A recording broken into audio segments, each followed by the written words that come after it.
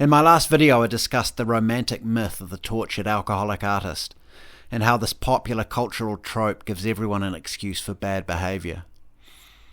My appeal was broad-based, the assertion being that the tortured artist can function as a metaphor for the human spirit, thus granting default permission for all who wallow in the existential angst that is both characterised and conceptualised by the wayward author, actor or musician, to lose themselves in alcohol or drugs when feeling sufficiently put upon by the world.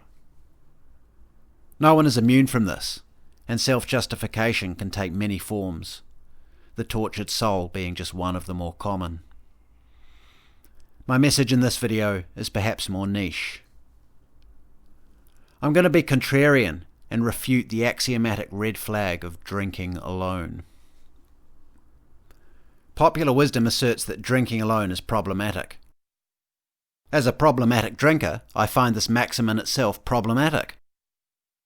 It rather absurdly asserts that the best strategy for harm reduction is to augment one's own alcohol consumption with the myriad variables of a social setting, which can include, just to name a few, the potential for confrontation and violence, embarrassing public behaviour, wasting money on overpriced drinks, increased chance of injury due to unfamiliar surroundings and unknown hazards, police interaction, and arrest. Now, if social drinking for you involves nothing more than a few glasses of plonk and some tapas and nothing more raucous than shrill laughter and oversharing your personal life, then this discussion probably doesn't apply to you, and you're welcome to exit and check in again next week. But in my experience, most people who drink recreationally tend to push the boat out further than this. And let's be honest, even that little overshare with your third glass of rosé at work drinks last Friday was probably something you wish hadn't slipped out when playing it back on Saturday morning, right? My thesis here is simple to the point of being reductive, but I still think it's worth exploring. As I proposed in my previous video, none of us is better under the influence of alcohol.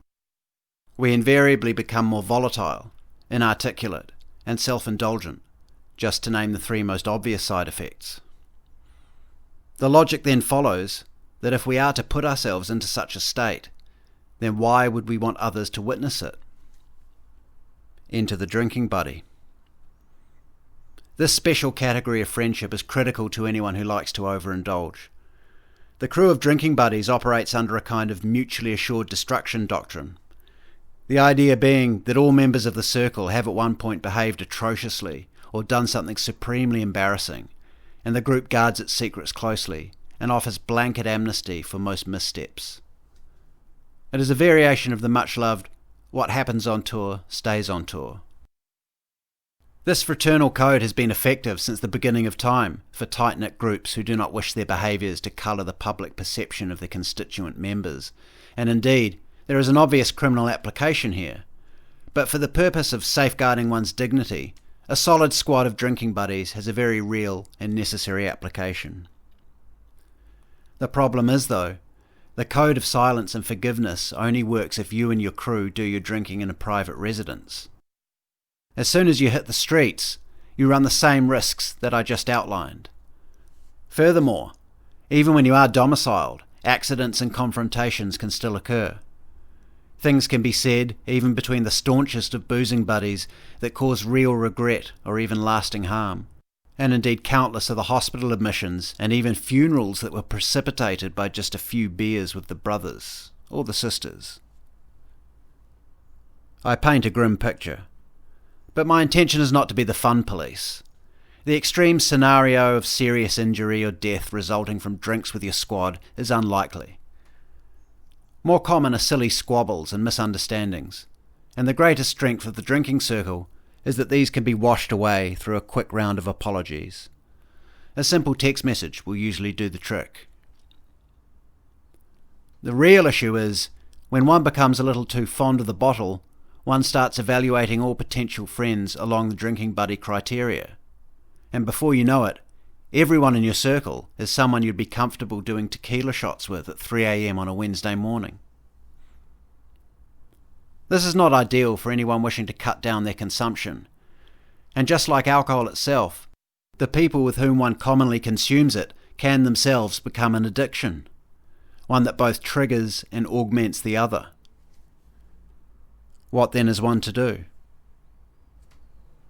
As I've navigated my staged approach to sobriety, I've found that I've had to be careful how often I allow myself to get on it with my drinking buddies, for the very same reason that I have to be careful how often I allow myself to drink. One addiction feeds the other. And when one has spent 10 or 20 years building up a wide network of drinking buddies, this can present a minefield of problems, not least that every drink you have with these folk reinforces the old behaviour and makes it twice as likely to perpetuate than if you were simply dealing with one addictive stimulus. Popular wisdom says don't drink alone. Okay, so should I drink with my drinking buddies? How is this any less problematic, really? If anything, it just enables me and amplifies my problem. So should I drink with colleagues and other associates around whom I need to behave more modestly? This is a terrible idea for anyone who cannot strictly control their intake. The damage we cause to our reputations by drinking regularly in these settings hardly bears mentioning. Speaking personally, I've alienated and insulted more people than I could ever quantify this way, and because such people are not part of my inner circle, the damage is permanent. A simple text message in these cases does not fix things. In fact, it can make matters worse. What then is the solution? I propose that a risk mitigation strategy, if complete abstinence is off the table, is drinking alone. And no, I'm not saying we should do all our drinking alone.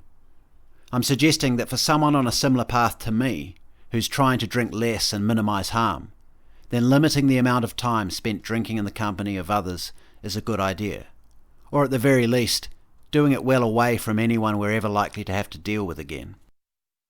For instance, I skipped my work Christmas party a couple of weeks ago, and instead waited until we were away on our summer holiday, far from the judgmental eyes of my home stomping ground, before having a drink. Secluded in my hotel room, thousands of miles from anyone I know, apart from my girlfriend, I can perhaps allow the less attractive features of my personality to be amplified by the drink. But even this carries a substantial risk, as booze is not great for couples who tend to wind each other up, as we do. Again, it would probably be better if I were alone in the hotel room, with only the bottle for company. That sounds awful, you might say. Well, I would posit that if you've listened this far, you may identify with the problem I'm discussing, or know someone who does. The dangers of drinking to excess around other people. In that case, if the idea of drinking alone is too icky to contemplate, then why not just give it up completely? Ah, you don't want to, do you? You think that the risk of a drunken faux pas is acceptable for the social reward of drinking with others. Okay, that's fine. As I've said before, I'm not in the business of telling others how to live their lives. But don't say I didn't warn you. And again, I'm not advocating for drinking alone as a rule. I'm suggesting that if you absolutely have to get drunk on, say, 30 days out of 365, then would not the potential for reputational harm be reduced by 50% if you spent 15 of those getting drunk alone? Perhaps that's simply not feasible for you, and if you can't drink with others, then you'd rather not drink at all. Fair enough. To this I say, great, then don't drink. Or do all your drinking in social settings, but accept the increased risk. Me? I don't mind drinking alone.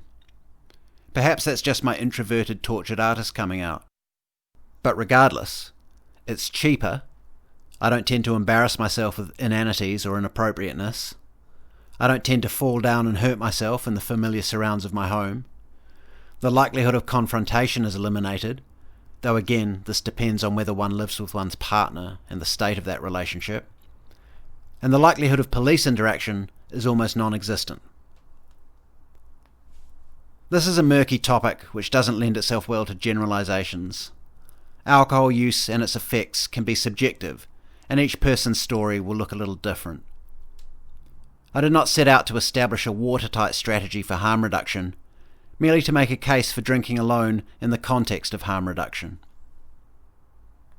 The best strategy for harm reduction remains complete sobriety.